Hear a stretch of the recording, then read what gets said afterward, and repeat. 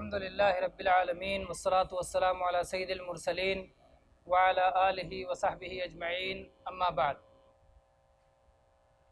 گزشتہ درس ہمارا حج سے متعلق ہوا تھا اور مختصر وقت میں حج کے ارکان بتانے کی کوشش کی گئی تھی کہ تاکہ حج کے ارکان نہ چھوٹنے پائیں، کیونکہ حج کے ارکان چھوٹ جانے سے حج نہیں ہوگا۔ آج انشاءاللہ ہم حج کی غلطیوں یا حج کے اندر دینی خلاف ورزیوں سے متعلق باتیں کریں گے کہ کیا خلاف ورزی ہو جاتی ہے، کیا غلطی ہو جاتی ہے حج کے دوران جو نہیں ہونا چاہیے۔ اس میں ایک تو تفصیل ہے کہ ہر مسئلے کی الگ الگ غلطی بتائی جائے۔ مثلا یہ بتایا جائے کہ احرام باندھتے ہوئے کیا غلطیاں ہو جاتی ہیں، طواف کے اندر کیا غلطی ہوتی ہے، سعی میں کیا غلطی ہوتی ہے، اور وقوف عرفہ میں کیا غلطی ہوتی ہے، مینا اور مزدلفہ میں ٹھہرنے میں کیا غلطی ہوتی ہے، اور اس طرح سے مختلف حالات کی غلطیاں الگ الگ بتائی جائیں۔ اور اس کے لیے ہم انشاءاللہ اگلا ہفتہ رکھیں گے، اس تفصیل کے لیے انشاءاللہ اگلا ہفتہ۔ جو لوگ حج کرنے جانا چاہتے ہیں وہ خود اپنے طور پر بھی پڑھیں، سیکھیں، سوال کریں، اور اگلے ہفتے آ کے انشاءاللہ وہ اس کی تفصیل سنیں گے کہاں کہاں کیسے غلطی ہوتی ہے۔ ہم اس ہفتے کچھ بڑی غلطیاں لیں گے، حج کے اندر جو بڑی غلطیاں ہوتی ہیں جس کی وجہ سے حج سے ہم خاطر خواہ فائدہ نہیں اٹھا پاتے۔ غلطی ہونے کی وجہ کیا ہے؟ کیوں غلطی ہوتی ہے کسی انسان سے؟ خلاف ورزی کیوں ہوتی ہے؟ سب سے پہلے تو جہالت، نادانی، بے علمی کی وجہ سے۔ آدمی جانتا نہیں اس لیے غلطی کرتا ہے۔ تو جہالت دور کرنے کا طریقہ کیا ہے؟ علم حاصل کرنا۔ تو پہلی غلطی جو حجاج کرام کرتے ہیں، یا کوئی بھی عبادت کی نیت کرنے والا غلطی کرتا ہے، اس عبادت کا طریقہ سیکھتا نہیں۔ آپ کلمہ پڑھنا چاہتے ہیں، مسلمان ہونا چاہتے ہیں، کلمہ میں آپ کیا پڑھ رہے ہیں یہ سیکھنا چاہیے۔ کس بات کا اقرار کر رہے ہیں آپ؟ اس کے بعد صلاۃ پڑھنا ہے، وضو کیسے کرنا ہے، صلاۃ کیسے پڑھنی ہے، رکوع کیا ہوگا، قیام کیسے ہوگا، سجدہ کیسے ہوگا، سیکھنا چاہیے تاکہ غلطی نہ کریں۔ رمضان کا مہینہ آیا، صوم کیسے رکھا جائے گا، صوم کس سے فاسد ہو جائے گا، صوم کس سے بنے گا، سیکھنا چاہیے۔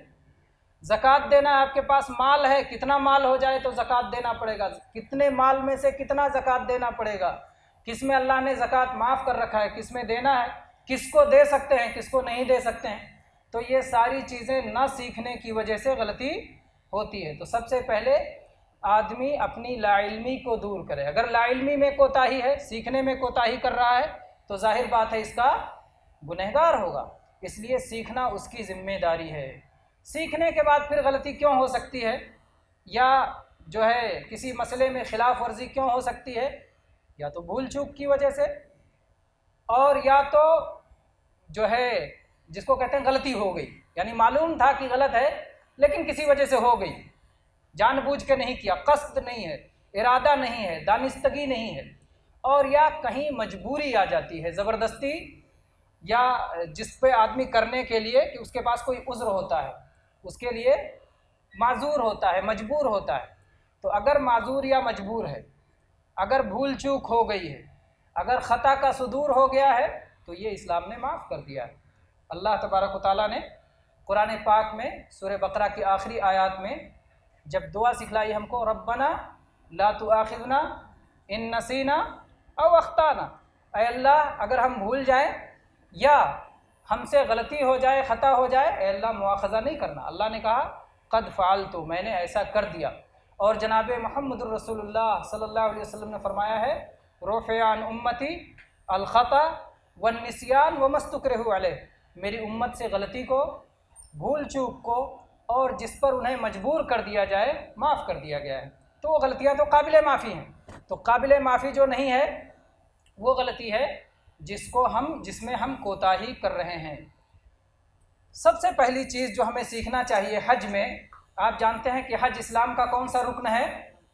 5واں رکن ہے۔ اسلام کا پہلا رکن کیا ہے؟ توحید و رسالت کا اقرار ہے۔ تو توحید و رسالت سیکھے بغیر اگر آدمی حج کرنے چلا جائے، توحید ہی کا پتہ نہیں، رسالت پہ ایمان کا پتہ نہیں، تو غلطی کا مرتکب ہے۔ दूसरा रुकन क्या है? सलात है, सलात का इल्म ना हो और चला जाए हज करने। तीसरा रुकन क्या है? ज़कात है, ज़कात का इल्म ना हो, ना अदा करता और चला जाए हज करने। सौम रमज़ान चौथा है, ना अदा करता और चला जाए हज करने। तो जाहिर बात है कि पाँचवा और आखिरी रुकन से पहले जो अरकान हैं, उन अरकान का ख्याल हमारे लिए रखना इंतहाई ज़रूरी है, जिसमें सबसे पहला रुकन तौहीद है। और तौहीद में क्या गलती होती है हज में? कैसी कैसी गलतियां होती हैं हज में। तौहीद में एक गलती के एक मिसाल देके आपको बताऊं, आपको बात समझ में आएगी। एक साहब हज करने गए और पूछ रहे हैं लोगों से, कह रहे मदीना में तो मोहम्मद सल्लल्लाहु अलैहि वसल्लम की कब्र है, इसलिए मदीना जाते हैं, मक्का में किसकी कब्र है? अब आप क्या कहेंगे? ये वो लोग हैं जो मुर्दों की तलाश में रहते हैं, जो उस जिंदा की तलाश में नहीं गए हैं, जो हमेशा जिंदा है, हमेशा से जिंदा रहेगा, जिसको मौत नहीं आनी है। और मदीना भी क्या इसलिए जाते हैं कि मोहम्मद सल्लल्लाहु अलैहि वसल्लम की कब्र है? नहीं, मदीना इसलिए नहीं जाते कि जनाब मोहम्मद रसूलुल्लाह सल्लल्लाहु अलैहि वसल्लम की वहाँ कब्र है, बल्कि मदीना इसलिए जाते हैं कि वहाँ रसूलुल्लाह सल्लल्लाहु अलैहि वसल्लम की मस्जिद है। और उस मस्जिद के बारे में अल्लाह के नबी सल्लल्लाहु अलैहि वसल्लम फरमाया है, सलातुन फी मस्जिदी हाज़ा खैरुम मिन अल्फ सलातिन फीमा सिवा इल्लल मस्जिदल हराम, कि मेरी इस मस्जिद में एक सलात अदा करना दुनिया की बाकी मस्जिदों के मुकाबले में 1000 सलात के बराबर है, सिवाय मस्जिद हराम मक्का मुकर्रमा में, कि वहाँ की एक सलात बकिया मस्जिदों के 1 लाख सलात के बराबर है। तो इसलिए जाते हैं। और ये वो इबादत है कि जो रसूलुल्लाह सल्लल्लाहु अलैहि वसल्लम की ज़िंदगी में भी थी, और वो इबादत है जो रसूलुल्लाह सल्लल्लाहु अलैहि वसल्लम की वफ़ात के बाद भी बाकी है। दीन अल्लाह के नबी सल्लल्लाहु अलैहि वसल्लम की वफ़ात से पहले मुकम्मल हो गया था ना, दीन मुकम्मल हो गया था। अल्लाह ताला ने ऐलान किया, अल-यौमा अकमलतु लकुम दीनकुम, हमने दीन मुकम्मल कर दिया। ये आयत मोहम्मदुर रसूलुल्लाह सल्लल्लाहु अलैहि वसल्लम पे उतरी थी, आपकी ज़िंदगी में उतरी थी, हज्जतुल वदा पे उतरी थी, दीन मुकम्मल था। और मदीना का सफ़र उस वक्त भी सहाबा करते थे, और बाद वाले भी करेंगे, ईमान वाले। तो ये कोई नई चीज़ नहीं है जो नबी सल्लल्लाहु अलैहि वसल्लम की वफ़ात के बाद एक इबादत बढ़ गई, क्योंकि वफ़ात के बाद ही आपकी कब्र मुबारक बनी। तो क्या उस कब्र मुबारक के लिए अब सफ़र किया जाना दीन में इजाफा होगा? या अल्लाह के नबी सल्लल्लाहु अलैहि वसल्लम ने कहीं बताया था? नहीं बताया था। नबी करीम सल्लल्लाहु अलैहि वसल्लम की तरफ निस्बत करके इस तरह की जितनी भी अहादीस का बयान किया जाता है, वो सारी की सारी अहादीस नबी करीम सल्लल्लाहु अलैहि वसल्लम की तरफ झूठे तौर पे मंसूब कर दी गई हैं। बाज़ लोग ये जो बयान करते हैं कि अल्लाह के नबी सल्लल्लाहु अलैहि वसल्लम ने फरमाया, मन हज्जा वलम यजुरनी फ़क़द जफ़ानी, जो हज करे और मेरी ज़ियारत न करे तो उसने मेरे साथ जफ़ा का मामला किया, जुल्म का मामला किया। और नबी करीम सल्लल्लाहु अलैहि वसल्लम के साथ जफ़ा करना, जुल्म कर रहे तो कुफ्र होगा, ये तो कुफ्र होगा। ये कैसे कोई मुसलमान इर्तिकाब कर सकता है? तो इसलिए ये कहना ये हदीस न माने के एतबार से सही है, न लफ्ज़ के एतबार से सही है, न सनद के एतबार से सही है, किसी एतबार से ये हदीस नहीं सही है। और वो लोग जो कि जनाब मुहम्मदुर रसूलुल्लाह सल्लल्लाहु अलैहि वसल्लम की क़द्र व मंज़िलत नहीं पहचानते, बल्कि आपका दर्जा व मकाम अल्लाह से भी बढ़ा देते हैं, वो तो उनका कहना ही क्या। बाज़ लोग जो इस तरह की बात कहते हैं कि हाजियो काबा तो देख चुके, काबे का काबा देखो, अऊज़ु बिल्लाहि मिनश शैतानिर रजीम। काबे का काबा, जनाब मुहम्मदुर रसूलुल्लाह सल्लल्लाहु अलैहि वसल्लम जो ज़िंदगी भर ये सिखाते रहे कि अल्लाह सबसे बड़ा है, अल्लाहु अकबर, और अल्लाह का घर सबसे ज़्यादा फजीलत रखता है, और काबा इस रुए ज़मीन पे सबसे पहला अल्लाह की इबादत के लिए बनाया जाने वाला घर है। इन्ना अव्वला बैतिन वुदिअ लिन्नास लल्लज़ी बिबक्का, कुरान पाक में अल्लाह ने आयत उतारी। कैसे कैसे लोग हैं, कलमा पढ़ते हैं, मुहम्मदुर रसूलुल्लाह सल्लल्लाहु अलैहि वसल्लम पे ईमान का दावा करते हैं, और कहते हैं मदीने में काबे का काबा है। अऊज़ु बिल्लाह, अल्लाह माफ़ करे, अस्तग़फिरुल्लाह। तो कितनी बड़ी जो है हरकत है। अगर कोई आदमी इस तरह जाता है कि मदीना को मक्का से ज़्यादा काबिल फ़ख्र, काबिल इज़्ज़त, काबिल एहतराम और ज़्यादा कार सवाब समझता है, तो जाहिर बात है कि उसका अक़ीदा ही दुरुस्त नहीं, उसका ईमान ही दुरुस्त नहीं, उसकी अल्लाह की मारिफत दुरुस्त नहीं, उसने अल्लाह को पहचाना नहीं, उसने ला इलाहा इल्लल्लाह को पहचाना नहीं। तो मेरे भाई, ला इलाहा इल्लल्लाह सीखना उसके लिए पहले ज़रूरी है, हज करना उसके ऊपर बाद में है। हाँ, अगर मदीना की मोहब्बत मक्का से ज़्यादा हो तो हर्ज नहीं, ये दूसरा मसला है। मदीना की मोहब्बत मक्का से ज़्यादा हो तो मुमकिन है, किसी के दिल में मदीना की मोहब्बत ज़्यादा हो सकती है। और जनाब मुहम्मदुर रसूलुल्लाह सल्लल्लाहु अलैहि वसल्लम जब हिजरत करके मदीना मुनव्वरा पहुँचे, और जब वहाँ सहाबा बीमार पड़ गए तो मक्का को याद करते थे, मक्का को कहते थे कि मक्का के जो है वहाँ के पहाड़ों को, वहाँ की वादियों को اور وہاں کی رہائش کو یاد کر کے وہ تمنا کرتے تھے کہ کاش مکہ میں رہنے کا موقع ملتا. تو جناب محمد رسول اللہ صلی اللہ علیہ وسلم نے دعا کے لیے ہاتھ اٹھائے اور اللہ سے دعا کی اللہم حبب الینا المدینہ کحبنا مکہ او اشد. اے اللہ مدینہ کو ہمارے دلوں میں محبوب بنا دے، مکہ کی طرح محبوب بنا دے یا مکہ سے زیادہ محبوب بنا دے. جناب محمد رسول اللہ صلی اللہ علیہ وسلم ایسی دعا نہیں کر سکتے جو دعا جائز نہ ہو. آپ دعا میں حد سے تجاوز نہیں کر سکتے. تو جب آپ نے کہا کہ اللہ مکہ سے زیادہ محبوب بنا دے، اس کا مطلب مدینہ کی محبت اگر مکہ سے زیادہ ہو تو حرج نہیں، اور اگر مکہ کے برابر ہو تو بھی حرج نہیں. تو نبی کریم صلی اللہ علیہ وسلم کی یہ دعا ہے، اور آپ کی دعا دونوں حیثیتوں سے، دونوں اعتبار سے قبول ہے. آپ کی امت میں کچھ لوگ ہیں جو مدینہ کی محبت مکہ کی طرح کرتے ہیں، اور کچھ لوگ ہیں جو مدینہ سے محبت مکہ سے زیادہ کرتے ہیں. تو اللہ کے نبی صلی اللہ علیہ وسلم کی دونوں دعاؤں کا دونوں حصہ قابل قبول ہو گیا، اس لیے تو اس میں کوئی حرج نہیں. لیکن مدینہ سے محبت ہونا اور مدینہ کا درجہ مکہ سے بڑھا دینا دونوں دو الگ الگ چیزیں ہیں، اس لیے دونوں کو ملایا نہ جائے. اور کعبے کا بھی کعبہ کسی کو قرار دینا نہیں، ایسا نہیں ہو سکتا ہے. کعبہ قبلہ سب کے لیے بنایا گیا ہے، سارے لوگ اس کی طرف رخ کر کے صلاح ادا کریں گے. کعبہ جو عمارت ہے اس کو عزت اس لیے ملی ہے کہ اسے اللہ نے اپنی طرف نسبت دی ہے کہ یہ میرا گھر ہے. اللہ تعالیٰ آ کے اس میں رہتا نہیں ہے، اللہ نے صرف کہا یہ میرا گھر ہے. محمد صلی اللہ علیہ وسلم کو کہا یہ میرے نبی ہیں، قرآن پاک کو کہا یہ میری کتاب ہے. تو اس لیے ان کی عزت ہے. نسبت کی وجہ سے وہ جو شرف ملا، جو عزت ملی، جو کرامت ملی، وہ اللہ نے جو نسبت دی ہے اس وجہ سے ملی. تو اس لیے یہ نسبت اور جگہوں کو اگر اللہ تعالیٰ نے دی ہے، ثابت ہے، نبی صلی اللہ علیہ وسلم نے بتایا ہے، تو قابل قبول ہے. لیکن ہم صرف اپنے جذبات کی بنیاد پر، اپنی سوچ کے حساب سے کسی کو ہم معزز و مکرم بنا لیں تو اس کا ہمیں حق نہیں ہے.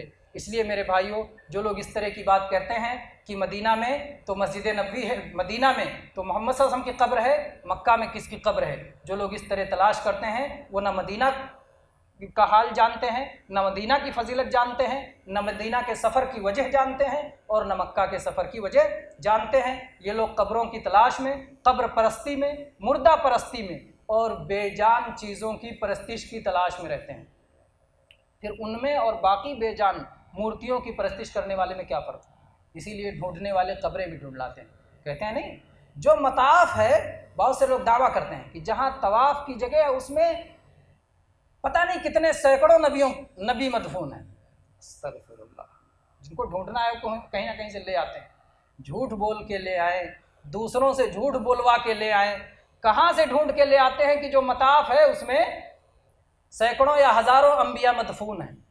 ٹھیک ہے، یہ علم آپ کو ہو گیا، یہ علم نبی کریم صلی اللہ علیہ وسلم نے امت کو نہیں دیا، جس کی وجہ سے وہ کتابیں جو امت میں قابل اعتبار ہیں، جس کو حدیث کی کتب ستہ، حدیث کی 6 مشہور کتابیں، صحیحین بخاری و مسلم، اس کے علاوہ جو حدیث کی کتابیں ہیں، مسند احمد ہے، مسند شافعی ہے، مسند امام ابو حنیفہ النعمان ہے، مسند البزار ہے، مسند اور بھی مسانید ہیں اور بھی اجزاء ہیں حدیث کے جو معروف ہیں، اس میں نہیں ہے. اور یہ کہیں سے آپ غیر معروف کتاب سے نکال کے لے آتے ہیں کہ وہاں سینکڑوں نبی مدفون ہیں. تو میرے بھائی، یہ دین جو ہے ہمارا معروف ہے، اور اللہ تعالیٰ نے دین اس لیے نہیں بھیجا تھا کہ کچھ چھپا رہ جائے، کچھ لوگوں کے لیے اعلان ہو. پورا کا پورا دین معلوم، مشہور ہے اور قیامت تک محفوظ ہے. اللہ نے صرف قرآن نہیں محفوظ کیا ہے، قرآن کے ساتھ ساتھ قرآن کی شرح، قرآن کی تفسیر، قرآن کا جو ہے قرآن کے اندر پائے جانے والے اجمال کی تفصیل، قرآن کے اندر پائے جانے والے جو ہے جو عموم ہے، عمومات کی جو تخصیص، اور اسی طرح سے جتنی بھی شرح اور تفسیر اور وضاحت کی ضرورت ہے وہ سب کے سب اللہ نے محفوظ رکھا ہے. اور میرے بھائیوں، اگر صحیح حدیثوں کے ساتھ ساتھ جھوٹی حدیثیں، کمزور حدیثیں بھی پائی جاتی ہیں تو یہ بھی حفاظت کی وجہ سے ہے، تاکہ کل کوئی یہ نہ کہہ پائے کہ تم نے اپنے اپنے حساب سے لے لیا، باقی سب کو جمع نہیں کیا. نہیں، جو بھی نبی کا نام لے کے بیان کیا گیا اس کی حفاظت کی گئی. اس کے بعد دیکھا گیا کہ بیان کرنے والا کون ہے، اگر سچا ہے تو قابل اعتبار، اور اگر جھوٹا ہے تو ناقابل اعتبار. اگر جھوٹا نہیں ہے لیکن بھول جاتا ہے، لیکن دیکھ کے بولتا ہے تو بول لیتا ہے، زبانی بولتا ہے تو نہیں بول پاتا ہے. کچھ دنوں تک جب تک تندرست تھا بول لیتا تھا، جب بیمار ہو گیا تو خلل ہو گیا. یہ سارے حالات کی رعایت کر کے ایک ایک شخص کی تاریخ لکھی گئی، دین کی حفاظت کی گئی. تو دین ہمارا الحمدللہ محفوظ ہے.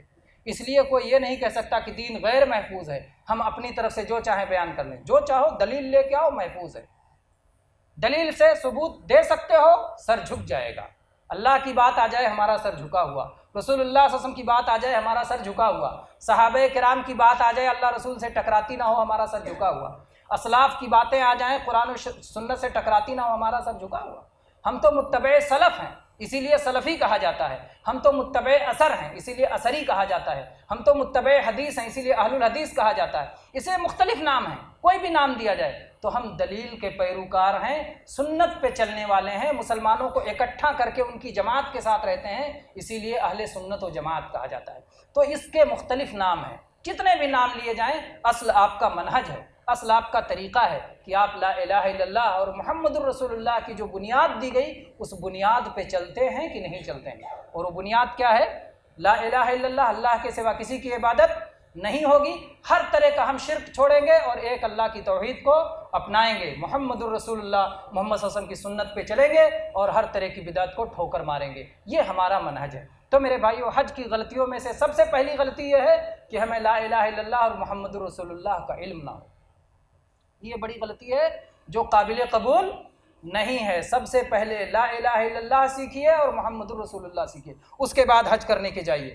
تو یہ پہلی غلطی ہے کہ ہم وہاں قبروں کی تلاش نہ کرتے پھریں کہ جا رہے ہیں جنت بقی ڈھونڈ رہے ہیں، جنت المعلیٰ ڈھونڈ رہے ہیں۔ نہ جنت البقی کہنا اسے درست، نہ اسے جنت المعلیٰ کہنا درست، اسے مقبرۃ البقی کہنا چاہیے، بقی کا قبرستان، اسے مقبرۃ المعلیٰ کہنا چاہیے۔ اسی طرح سے بدعات کے پیچھے بھاگتے رہیں، وہ مسجد غمامہ کہاں ہے، تو وہ مسجد سبع کہاں ہے، تو وہ مسجد خمسہ کہاں ہے، یہ سب کے پیچھے نہیں بھاگنا۔ مدینہ تو حج کا حصہ ہے ہی نہیں، مدینہ کا سفر درست ہے، مدینہ کا سفر مستقل ہے۔ آپ جائیں مدینہ منورہ، نبی کریم صاحب مسجد میں صلوات پڑھیں، اپنے گھر واپس آ جائیں۔ مدینہ کا سفر کریں، مکہ نہ جائیں، کوئی اعتراض نہیں۔ آپ مدینہ جائیں، مدینہ سے لوٹ آئیں، یہ ایک مستقل عبادت ہے، اور مکہ جائیں، مکہ سے لوٹ آئیں، یہ مستقل عبادت ہے۔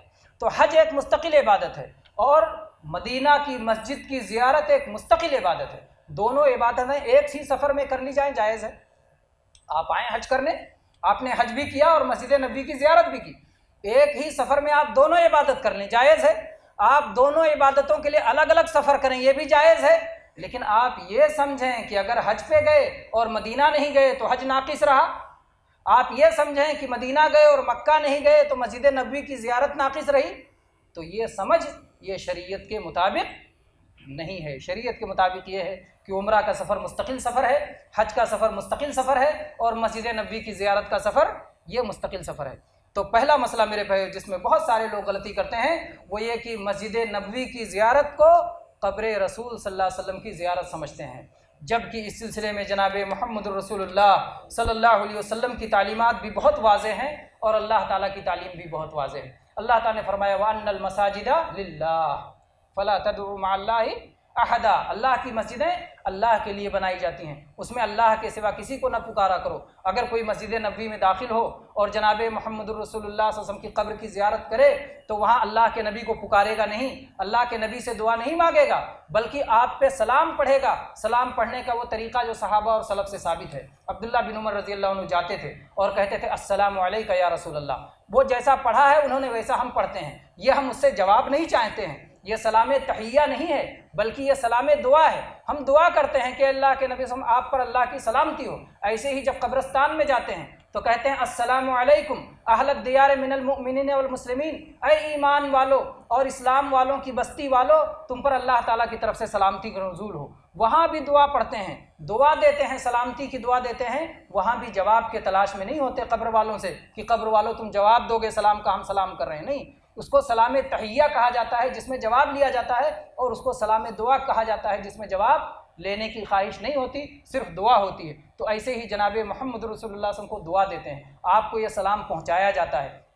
وہ سلام جو تحیات میں پڑھتے ہیں السلام علیکہ ایھا النبی، وہ سلام بھی اللہ کے نبی صلی اللہ علیہ وسلم کو پہنچایا جاتا ہے اور آپ کے سکھانے کے مطابق ہے، اور وہ سلام جو وہاں پڑھتے ہیں وہ بھی آپ کے صحابہ کے طرز عمل کے مطابق ہے، اور وہ سلام بھی آپ کو پہنچایا جاتا ہے۔ اس پر ہمارا ایمان ہے۔ جناب محمد الرسول اللہ صلی اللہ علیہ وسلم اپنی قبر مبارک میں زندہ ہیں اور نہایت شاندار زندگی زندہ ہیں، جتنی شاندار زندگی برزخ میں ہو سکتی ہے، جتنی شاندار زندگی، وہ دنیا کی زندگی نہیں ہے، وہ مصائب والی زندگی نہیں ہے، وہ بھوک لگنے والی زندگی نہیں ہے، وہ جو ہے اور دوسری مصیبتوں کی، جس میں بخار بھی آئے، جس میں کٹ جائے ہاتھ اور زخم میں اور خون بھی نکلے، اور جس میں پیشاب پاخانے کی حاجت بھی ہو، اور جس میں بہت ساری ضروریات ہوں، یہ دنیاوی زندگی جو ان ساری مصائب و آلام سے بھری ہوئی ہے، اس طرح کی زندگی اب آپ کی زندگی نہیں ہے، برزخ کی زندگی ہے، نہایت شاندار زندگی ہے، نہایت اعلیٰ زندگی ہے، اور آپ کا جسد مبارک، آپ کا جسم مبارک بھی پوری طرح محفوظ ہے۔ جناب محمد رسول اللہ صلی اللہ علیہ وسلم نے فرمایا ہے ان اللہ حرم علی الارض ان تاکل اجساد الانبیاء، اللہ نے اس روئے زمین پہ حرام کر دیا ہے کہ وہ کسی نبی کے جسم کو کھا سکے، مٹی نبی کا جسم نہیں کھا سکتی، اس پر ہمارا ایمان ہے۔ لیکن میرے بھائیوں، اس ایمان کے ساتھ ساتھ ہمارا یہ بھی ایمان ہے کہ جناب محمد رسول اللہ صلی اللہ علیہ وسلم کی قبر پہ سجدہ کرنا حرام ہے اور شرک کا ذریعہ ہے اور لعنت کا سبب ہے، کیونکہ جناب محمد رسول اللہ صلی اللہ علیہ وسلم نے فرمایا ہے لعن اللہ الیہود والنصارى اتخذوا قبور انبیائہم مساجد، اللہ تبارک و تعالیٰ یہود و نصارہ پر لعنت کرے کہ انہوں نے اپنے نبیوں کی قبروں کو سجدہ گاہ بنا لیا، وہاں جا کے سجدہ کرنے لگے، وہاں جا کے عبادت کرنے لگے، وہاں جا کے دعا کرنے لگے۔ اسی طرح سے جناب محمد رسول اللہ صلی اللہ علیہ وسلم کی ہے کہ آپ کو اللہ کے برابر نہ کیا جائے، بلکہ اللہ تعالیٰ سب سے بڑا ہے، اللہ اکبر۔ اور پھر ایک شخص کے ساتھ خاص واقعہ ہوا جو کہ جناب محمد رسول اللہ صلی اللہ علیہ وسلم کے پاس ایک شخص آیا، اس نے کہا ما شاء اللہ وشئت، اے اللہ کے نبی جو اللہ چاہے اور آپ چاہیں۔ اللہ کے نبی کریم صلی اللہ علیہ وسلم ناراض ہو گئے، اجعلتنی واللہ عدلا، مجھ کو اور اللہ کو تو نے برابر کر دیا، سخت ناراض ہوئے، اور آپ نے فرمایا قل بل ما شاء اللہ وحدہ، کہو جو صرف اکیلا اللہ چاہے، جو اکیلا اللہ چاہے۔ تو یہ نبی صلی اللہ علیہ وسلم نے سکھایا کہ اللہ تبارک و تعالیٰ کا مرتبہ اتنا بڑا ہے، اللہ کے ساتھ رسول اللہ صلی اللہ علیہ وسلم کو برابر نہیں کیا جا سکتا۔ اگر کسی نے اللہ کے ساتھ برابر کر دیا تو قرآن پاک کی اس آیت کی بھی مخالفت کی جس میں اللہ تبارک و تعالیٰ نے فرمایا ہے کہ جو ایمان والے ہیں اللہ سے سب سے زیادہ محبت کرتے ہیں، والذین آمنوا اشد حبا للہ، جو ایمان والے ہیں ان کی سب سے زیادہ محبت اللہ سے ہوتی ہے۔ تو بہرحال میرے بھائیوں، اگر کوئی آدمی مدینہ کی زیارت کے لیے جائے، مسجد نبوی کی، مسجد نبوی میں سلام پڑھنے کے لیے جائے، صلات پڑھنے کے لیے جائے، یا اسی طرح سے حج اور عمرہ کرنے کے لیے جائے اور اسی سفر میں مدینہ منورہ بھی چلا جائے، تو عقیدے کا یہ مسئلہ یاد رکھے کہ رسول اللہ صلی اللہ علیہ وسلم اللہ کے بندے ہیں، اللہ کے رسول ہیں، رسول اللہ صلی اللہ علیہ وسلم اللہ کے برابر نہیں ہیں، رسول اللہ صلی اللہ علیہ وسلم سے دعا نہیں مانگا جائے گا، رسول اللہ صلی اللہ علیہ وسلم کو بلایا نہیں جائے گا، پکارا نہیں جائے گا، آپ کی قبر کی طرف منہ کر کے دعا نہیں کیا جائے گا، قبلہ کی طرف منہ کر کے دعا کیا جائے گا، آپ کا احترام کیا جائے گا، آپ کی قبر پہ آواز بلند نہیں کیا جائے گا، وہاں پر نہایت پست آواز میں آپ کو سلام پڑھا جائے گا۔ تو یہ ساری چیزوں کا آپ کا احترام جیسے زندگی میں تھا ویسے وفات کے بعد بھی آپ کا احترام پوری طرح باقی ہے اور قیامت تک باقی رہے گا۔ تو یہ ساری چیزیں ہمیں سیکھ کے جانا چاہیے حج کرنے۔ تو حج کرنے میں پہلی غلطی جو اکثر لوگ کر لیتے ہیں کہ مکہ اور مدینہ کے فضائل اور وہاں کیا کرنا ہے کیا نہیں کرنا ہے وہ غلطی کرتے ہیں، تبرک کہاں لینا ہے کہاں نہیں لینا نہیں سمجھتے۔ اللہ تعالیٰ نے جہاں تبرک جائز کیا وہاں لے سکتے ہو۔ اللہ تعالیٰ نے زمزم کے پینے میں برکت رکھی ہے، زمزم پیو اور برکت حاصل کرو۔ اللہ تعالیٰ نے کعبہ کا طواف کرنے میں برکت رکھی ہے، کعبے کا طواف کرو اور برکت حاصل کرو۔ اللہ تبارک و تعالیٰ نے تلاوت قرآن میں برکت رکھی ہے، تلاوت قرآن پڑھو اور برکت حاصل کرو۔ اللہ تبارک و تعالیٰ نے جہاں برکت رکھی ہے وہاں تلاش کرو، جہاں برکت رکھنے کے بارے میں نہیں بتایا وہاں نہ تلاش کرو۔ اب کوئی جائے اور چپکے سے کعبے کا غلاف کاٹ کے ایک ٹکڑا جیب میں رکھ لے کہ یہ لے جا کے تبرک کے لیے غلاف کعبے کا ٹکڑا لے کے جائیں گے، اسے کیا کہا جائے گا کہ نبی کریم صلی اللہ علیہ وسلم اور آپ کے صحابہ اور سلف صالحین کا یہ طرز عمل نہیں تھا کہ اس کا ٹکڑا کاٹ کاٹ کے تبرک لیا جائے نا، اس لیے نہیں ہے۔ اگر کوئی جائے کعبہ کے کسی بھی کنارے جا کے چمٹنا شروع کرے، حتیم کی دیواروں کو جا کے چمٹنا شروع کرے، مقام ابراہیم کو جا کے چمٹنا شروع کرے، صفا کی پہاڑی پہ چڑھ کے جائے پھر وہاں لیٹے اور تبرک حاصل کرنا چاہے، مروہ کی پہاڑی پہ جائے اور وہاں لیٹے اور کہے کہ میں اس سے برکت حاصل کرنا چاہتا ہوں، تو اسے کیا کہا جائے گا کہ یہ طریقہ جناب محمد رسول اللہ صلی اللہ علیہ وسلم کی تعلیم نہیں ہے۔ تبرک کا جو انداز سکھایا گیا، جس طرح سکھایا گیا ویسے تبرک لینا ہے، منمانی نہیں کہ جا کے نبی کریم صلی اللہ علیہ وسلم کی قبر مبارک کی جالیوں کو ہاتھ لگاؤ اور سمجھو کہ یہاں سے برکت آئے گی، مسجد نبوی کے ایک ایک کھمبے سے جا کے اس کو ہاتھ پھیرو اور سمجھو کہ وہاں سے برکت آئے گی، بقیع کے قبرستان میں چلے جاؤ اور وہاں کی قبروں کو ہاتھ پھیرو اور کہو کہ یہاں سے برکت ملے گی، مکہ کے قبرستان میں چلے جاؤ، معلیٰ قبرستان میں، وہاں جا کے ایک ایک قبر کو ہاتھ لگاؤ اور سمجھو کہ یہاں سے برکت آئے گی۔ یا اسی طرح سے جو ہے کوئی خاک مدینہ اٹھا کے آنکھوں کا سرما بنائے اور کہے یہاں برکت ملے گی، یا کوئی دور سے گنبد خضرا کو نظر میں رکھ کر کے اور سمجھے کہ یہاں سے برکت ملے گی، یہ سب برکت ملنے والی نہیں ہے، بلکہ یہ بجائے ثواب کے کیا ہوگا؟ گناہ ہوگا۔ اللہ تعالیٰ راضی ہونے کے بجائے ناراض ہوگا، کیونکہ جناب محمد الرسول اللہ صلی اللہ علیہ وسلم کا طریقہ چھوڑ کر کے، صحابہ اور سلف کا طریقہ چھوڑ کر کے ہم دین پر نہیں چل سکتے ہیں۔ دین وہی ہے جو جناب محمد الرسول اللہ صلی اللہ علیہ وسلم دے گئے ہیں اور صحابہ جس پہ چل کے بتا گئے ہیں۔ تو میرے بھائیو، جو حج پہ جانے والا ہو یہ جان لے کہ کہاں تبرک لینا ہے اور کہاں تبرک نہیں لینا ہے۔ زمزم پینے میں برکت ہے، زمزم سے وضو کرنے میں برکت کا ذکر نہیں آیا۔ وضو کرنا جائز ہے زمزم سے، لیکن وضو کرو گے تو مخصوص برکت ہوگی، ایسا نہیں ہے۔ زمزم پینے میں برکت ہے، زمزم سے غسل کرنے میں برکت ہے، اس کا ثبوت نہیں ہے، اس لیے غسل کرنے میں برکت نہیں مانا جائے گا۔ زمزم کے پینے میں برکت ہے، اپنے احرام کو زمزم میں بھگا کے لے کے آؤ کہ گھر پہ جائیں گے اور اسی کو کفن بنائیں گے اور اس سے برکت ہوگی، تو اس میں برکت کا ثبوت نہیں ہے، اس لیے جہاں ثبوت نہیں ہے وہاں ہم برکت نہیں لے سکتے۔ کوئی کہتا ہے، بہت سارے جو ہے کہ ہمارے استاد نے یا ہمارے پیر صاحب نے کہا ہے کہ ایک بشت خرید لینا اور بشت کو جا کے نبی صلی اللہ علیہ وسلم کی مبارک جالیوں سے چھوا کر کے میرے لیے گفٹ لے کے آنا۔ گفٹ مانگنے کا سلیقہ بھی اچھا ہے کہ کیسے جا کے جالیوں سے مس کر کے چھوا کر کے برکت اس کا لے کے آنا۔ گمراہ بھی کیا، مال بھی کھایا۔ یہودیوں کے علماء کے بارے میں اللہ نے یہی دو باتیں بتائی ہیں، یأکلون اموال الناس بالباطل ویصدون عن سبیل اللہ، لوگوں کا مال ناحق کھاتے ہیں اور اللہ کی راہ سے روکتے ہیں۔ تو مال بھی ناحق کھایا اور برکت کا غلط طریقہ بھی آپ کو سکھا دیا، اللہ کی راہ سے روک دیا، وہ برکت کا طریقہ نہیں۔ برکت کا وہی طریقہ ہمارے لیے جائز ہے جو جناب محمد رسول اللہ صلی اللہ علیہ وسلم کی تعلیم ہے۔ تو جائز و ناجائز تبرک سیکھ کر کے ہی ہمیں حج کرنے جانا چاہیے۔ میرے بھائیو، اسی طرح سے حج کرنے جائیں۔ یہ آج کی جو مخالفتیں، بڑی بڑی مخالفتوں کا بیان ہے، جو انشاءاللہ مسئلے فقہی مسائل کے جو غلطیاں ہیں انشاءاللہ اگلے ہفتے اسے لیں گے۔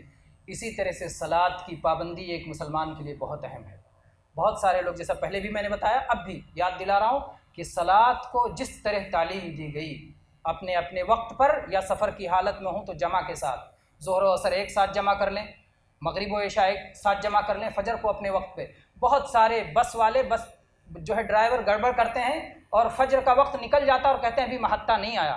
محطہ آئے نہ آئے، آپ کو اس سے غرض نہیں ہونا چاہیے۔ فجر کا وقت کہیں ختم تو نہیں ہو رہا ہے، اگر فجر کا وقت ختم ہو گیا تو پھر آپ کے لیے صلاح کو ختم ہونے سے پہلے پڑھ لینا ضروری ہے۔ بس میں بیٹھے بیٹھے پڑھ لیجئے، وضو کا موقع نہ ملے تیمم کر کے پڑھیے، لیکن پڑھنا ہی پڑھنا ہے۔ تو صلاح کو اپنے وقت پہ ادا کریں، اس میں تاخیر نہ کریں۔ صلاۃ میں وقت کی پابندی سب سے زیادہ اہم ہے۔ اللہ تعالیٰ نے فرمایا ان الصلاۃ کانت علی المؤمنین کتابا موقوتا، اللہ تعالیٰ نے صلاۃ کو وقت کی پابندی کے ساتھ اہل ایمان پہ فرض کیا ہے۔ خوف کی حالت ہو، بیماری کی حالت ہو، جنگ کی حالت ہو، کوئی بھی حالت ہو، ہر حالت میں صلاۃ کی ادائیگی ایک مسلمان پر لازم ہے۔ بہت سارے لوگ صلاۃ کو چھوڑے رکھتے ہیں کہ جب بڈھے ہو جائیں گے تب پڑھیں گے، یا حج مکمل کر کے جب حاجی صاحب ہو جائیں گے تب پڑھنا شروع کریں گے، حج کا سفر شروع کرتے ہی نہیں۔ ابھی یہ صحیح نہیں ہے۔ میقات پہ بھی صلاۃ کی پابندی ہو، میقات سے پہلے، بلکہ جس دن سے آپ کی نیت ہو، بلکہ جس دن سے آپ نے کلمہ پڑھا ہے اسی دن سے فرض ہے۔ کلمہ پڑھ لیا، ہوش سنبھال لیا، بالغ ہو گئے، صلاۃ آپ پر اللہ تعالیٰ کی طرف سے فرض ہے، اس کے لیے نہیں کہ حاجی ہو جائیں گے تب فرض ہوگا۔ بہت سارے لوگ اسی طرح اور بھی مسائل میں سوچتے ہیں حاجی صاحب ہو جائیں گے اس کے بعد یہ میری ذمہ داری ہوگی۔ نہیں میرے بھائی، حاجی صاحب ہونے کے بعد کوئی دین کا نیا مسئلہ آپ کے سر نہیں آتا، دین وہی رہتا ہے جو پہلے تھا، وہی بعد میں بھی رہتا ہے۔ ہاں، یہ اللہ کی توفیق ہوتی ہے کہ حج اگر اللہ کی طرف سے آپ کا قبول ہو گیا تو اللہ آپ کو نیکیوں کی توفیق دیتا ہے، آپ برائیوں سے بچتے ہیں، اللہ تعالیٰ کی طرف سے آپ کی حفاظت ہوتی ہے۔ تو یہ حج کی برکتیں ہوتی ہیں جو آپ کو ملتی ہیں، حج کا نفع ہوتا ہے جو آپ کو ملتا ہے، حج کا فائدہ ہوتا ہے جو اللہ تعالیٰ آپ کو مستقبل میں عطا فرماتا ہے۔ لیکن اس کا مطلب یہ نہیں ہوتا کہ حج سے پہلے کچھ ہی فرض نہیں ہے۔ جو حج پہ جا رہے ہیں وہ لوگ صلاح پڑھیں، ہم تو بھی حج پہ جب جانا ہوگا تو سوچیں گے، نہیں، سب کے لیے صلاح فرض ہے، ہر ایمان والے پر صلاۃ فرض ہے۔ اسی طرح سے میرے بھائیوں، ایک بہت بڑی غلطی، چونکہ یہ موبائل کا آلہ بہت زیادہ پھیل گیا ہے، اس لیے ہر دم سیلفی لینا، تصویر اتارنا۔ تو حج ہم کس لیے کرنے جا رہے ہیں؟ اللہ کو راضی کرنے کے لیے۔ اگر اللہ تعالیٰ دیکھ رہا ہے تو کافی ہے کہ پوری دنیا میں فیس بک پہ ڈال کے اپنی وہ تصویر جس میں کندھا کھلا ہوا ہو، اور وہ بھی ایک غلطی کا نتیجہ ہے، سمجھتے ہیں کہ احرام میں کندھا کھلا ہی رہنا چاہیے. نہیں، احرام میں کندھا بند رہنا چاہیے، صرف طواف قدوم میں، طواف عمرہ میں، پہلے طواف میں ہی صرف کھلا رہنا چاہیے. تو وہ تصویر ٹویٹر پہ شیئر کریں گے اور فیس بک پہ شیئر کریں گے اور واٹس ایپ پہ شیئر کریں گے، کس کو دکھانا چاہتے ہیں؟ کہیں ایسا نہ ہو. ٹھیک ہے، اگر آپ کی کمپنی نے شرط لگایا ہے کہ آپ جا رہے ہیں، آپ کی تصویریں چاہیے کہ آپ حج پہ گئے تھے، تاکہ یہ ثابت ہو کہ آپ کی چھٹی آپ کے لیے جائز تھی. ٹھیک ہے، ایک آدھ تصویر نکال لائیے، بتا دیجئے کہ میں حج پہ گیا تھا اور آپ نے جو چھٹی دی تھی وہ جائز چھٹی دینا تھا آپ کا. جو ثبوت کی اگر ضرورت ہے، اگر میں نے ایک مسئلہ بنایا، اگر ایسی کوئی ضرورت آ جائے، بعض لوگ کہیں بھی مسئلہ نکال لیتے ہیں، اگر ایسی ضرورت کوئی مجبوری آ جائے تو تصویر ہو سکتا ہے لینے کے، عمومی طور پر ہم ناجائز نہیں کہتے، لیکن یہ کہتے ہیں کہ بلا ضرورت ہر جگہ سیلفی لے رہے ہیں. مسجد نمرہ میں ایک ہونا چاہیے، پھر عرفات میں ایک ہونا چاہیے، پھر جبل رحمت کے پاس ایک ہونا چاہیے، پھر خیمے کے دروازے پر ایک ہونا چاہیے، پھر خیمے کے اندر ایک ہونا چاہیے، پھر جتنے ساتھی آئے ہیں ان کے ساتھ پھر گروپ فوٹو ہونا چاہیے. پھر یہ جو مشغلہ ہے یہ وقت کا ضیاع ہے، اور یہ ہمارے ذہن کو یہ محسوس کراتا ہے کہ ہم اپنے آپ کو بہت چھوٹا سمجھتے ہیں، جس کے لیے یہ معمولی چیزیں ہمارے لیے بڑی ہیں. ہم اگر بڑے ہوں گے تو یہ چیزیں ہمارے لیے چھوٹی ہو جائیں گی، لیکن اگر ہم چھوٹے رہیں گے تو یہ چیزیں ہمارے لیے بہت بڑی ہو جائیں گی. کہتے ہیں کہ ایک جو محتاج اور تنگ دست شخص ہو، آدھی روٹی پا جائے تو بہت خوش ہو جاتا ہے، اس لیے کہ آدھی روٹی اس کے لیے بہت بڑی ہے. اور کوئی ایسا شخص ہے کہ اس کے لیے اونٹ ذبح کر دیا جائے، نظر نہیں ڈالتا، چلتا رہتا ہے. کتنے اونٹ لوگ اس کے لیے ذبح کرتے رہتے ہیں اور وہ اس کو موقع نہیں ہوتا کہ وہ کھا سکے. تو اس لیے ہم اپنے آپ کو بہت بڑا، اللہ کا وہ بندہ جو اللہ تعالیٰ کی طرف دیکھتا ہے، اللہ سے چاہتا ہے، اللہ کی جنت حاصل کرنے کا جس کا مقصد ہے، اللہ کی رضا حاصل کرنا چاہتا ہے، محمد الرسول اللہ صلی اللہ علیہ وسلم کے نقش قدم پہ چلنے والا ہے. صحابہ ہمارے لیے رہنما ہیں، ہمارے لیے وہ رہنما ہیں جن کے لیے اس دنیا کی کوئی حیثیت نہیں تھی. وہ اس دنیا سے جب نکلے تھے تو کہتے تھے کہ ہم اس لیے نکلے ہیں تاکہ لوگوں کو اللہ کا بندہ بنا دیں. جو دنیا میں ایک دوسرے کی غلامی چل رہی ہے، ایک بندہ دوسرے بندے کو غلام بنائے ہوئے، ایک شخص دوسرے کے لیے سجدہ کر رہا ہے، جھک رہا ہے، مانگ رہا ہے، ڈر رہا ہے، خوف اور امید لگا رہا ہے، یہ سب ہم چاہتے ہیں اللہ کے لیے ہو جائے، ساری عبادتیں اللہ کے لیے ہو جائیں. اس لیے مسلمانوں کو پیدا کیا گیا ہے کہ لوگوں کو اللہ کا بندہ بنائیں، اپنا بندہ نہ بنائیں، اپنی طرف جو ہے کھینچنے والا اور اپنے سے جڑنے والا نہ بنائیں، لوگوں کو اللہ سے جوڑیں. تو اس لیے میرے بھائیوں، تصویر میں اپنے آپ کو ضائع کرنا، اور اگر تصویر وہ حالت ہو جاتی ہے جس تصویر کو کہ حرام کہا گیا ہے، جس پر لعنت آئی ہے، تو بہرحال وہ تو بہت ہی زیادہ خطرناک ہے.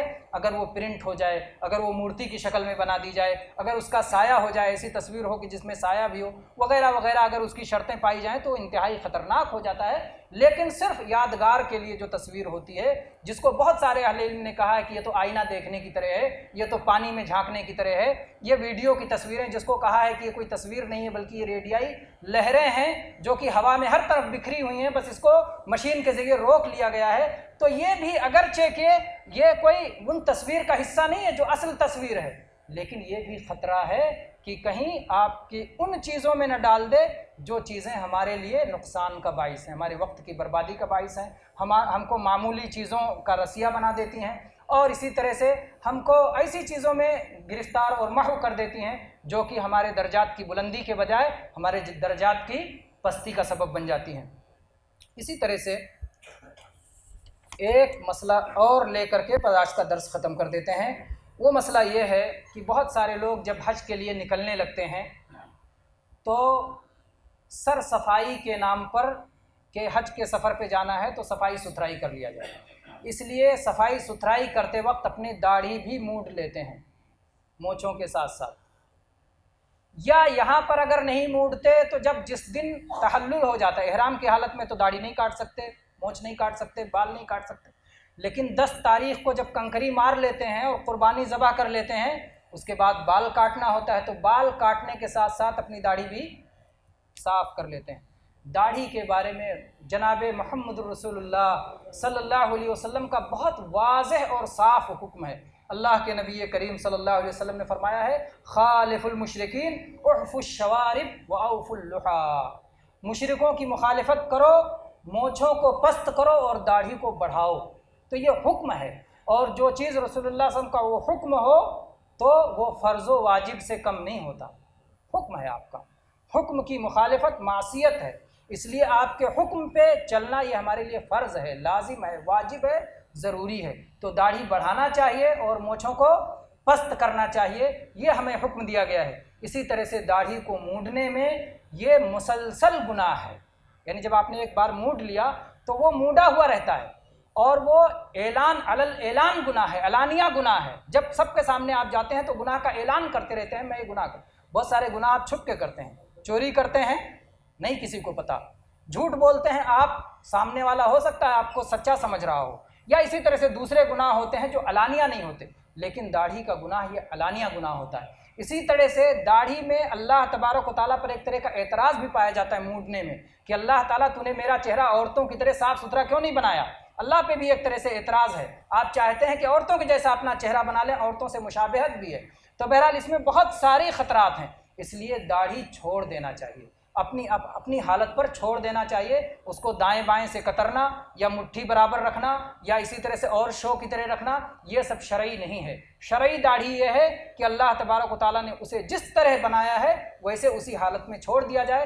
ہاں، اس کا اکرام کرنا، اس کی عزت کرنا، اسے دھونا، اسے جو ہے اس میں عطر لگانا، تیل لگانا، کنگھی کرنا، یہ سب جائز ہے، کیونکہ اسلام خوبصورتی کو پسند کرتا ہے۔ جناب محمد رسول اللہ صلی اللہ علیہ وسلم نے فرمایا ہے، اللہ کے نبی صلی اللہ علیہ وسلم فرمایا ہے، ان اللہ جمیل یحب الجمال، اللہ تبارک و تعالیٰ خوبصورت ہے اور خوبصورتی کو پسند کرتا ہے، تو داڑھی رکھنے میں حسن ہے۔ جناب محمد رسول اللہ صلی اللہ علیہ وسلم کی بہت گھنی داڑھی تھی، اس سے پہلے انبیاء کرام کی داڑھیاں تھیں، گھنی داڑھیاں تھیں، موسیٰ علیہ السلام کی داڑھی تھی، اور اسی طرح سے نبیوں کی داڑھی تھی۔ تو یہ نبیوں کی سنت ہے، یہ فطرت ہے، یہ اللہ تبارک و تعالیٰ کی خوبصورت تخلیق کا حصہ ہے، اسی طرح سے یہ ہمارے لیے فرض اور واجب ہے، اور یہ ہم کو عورتوں سے ممتاز بناتا ہے کہ یہ مرد ہیں۔